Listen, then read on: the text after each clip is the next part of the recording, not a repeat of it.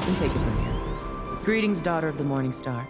I am Sarah, the High Seraphim of Heaven. Charlie's desire to save sinners' souls and send them to heaven has had many bumps in the road. She has to face terrible circumstances in hell, a reluctance for demons to join her hotel, and angels trying to stop her at every turn. Her ultimate goal is ambition, believing humans who've already had their chance at life could have a second chance. She meets ridicule at every turn, but finds an ally in the most unsuspecting places, heaven. When the Seraphim, Emily, makes her debut in the series, she's one of the few angels who believe sinners have the potential to be redeemed. She vows to help Charlie in the future, so in future episodes of Hazbin Hotel, we're reviewing why Charlie and Emily should team up for the greater good. Hi, I'm Emily, the other Seraphim, though you can call me Em.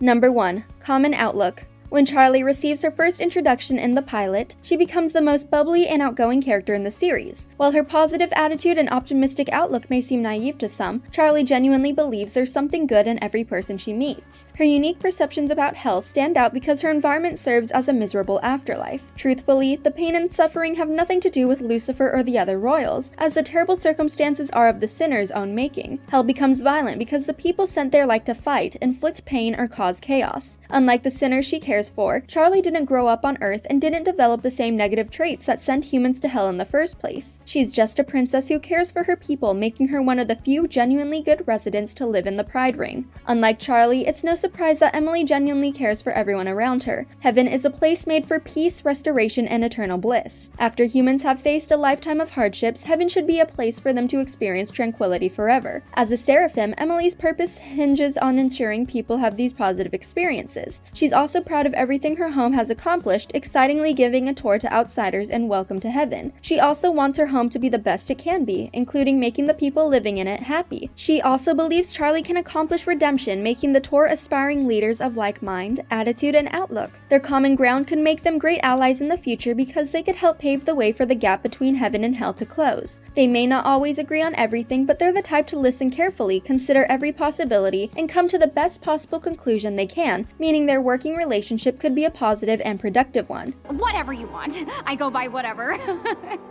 Welcome to heaven. Number 2. Next generation. Although she's the princess of hell, Charlie doesn't receive much respect concerning her position. In the pilot, she partakes in a news segment regarding her plans for a hotel and meets ridicule in reason. The disrespect is broadcast live for anyone in hell to see and doesn't stop there. In Masquerade, Vaggie tells Charlie she doesn't use her position as princess often, and if she did, it could give them advantages in certain situations. Charlie believes using her position to control people is mean, but not doing so is likely why no one takes her seriously in hell. Unlike the overlords who strike fear in other demons and build empires to make themselves worth listening to, Charlie has nothing but her family ties to turn heads, and that's not enough to make hell's residents listen to what she has to say. That's why Charlie, coming into her own, receives so much emphasis throughout the first season. In Hello Rosie, Charlie steps up to lead an army because, as she states, destiny has decided for her. Charlie's call to action and encouragement from Rosie and Alistair allow her to find the confidence to lead the fight against Adam and his exorcists. Afterward, Lucifer tells her she must keep going because she's already started to make a difference, so the show must go on. He's encouraging his daughter to embrace the same leadership role he had for centuries. Similarly, Emily is considered younger and inexperienced compared to Sarah. The two angels share the same rank as Seraphim, but in Welcome to Heaven, Sarah claims she wanted to shoulder the burden of making difficult decisions because she's older. This line implies Emily hasn't made many big decisions for heaven, but her standing up to Sarah for the moral protection of all human souls could be the first step in her ascension into more power. Cut from the same cloth, Charlie and Emily each challenge the status quo as the next generation of leaders. You're the princess of hell. So,